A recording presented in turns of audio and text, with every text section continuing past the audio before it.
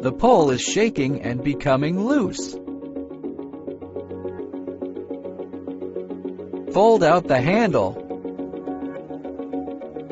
Loosen the screw with AM 2.5 hex key.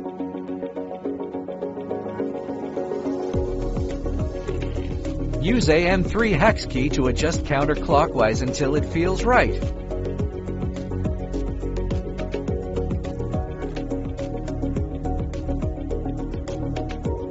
Then press here to fold the handle back into place.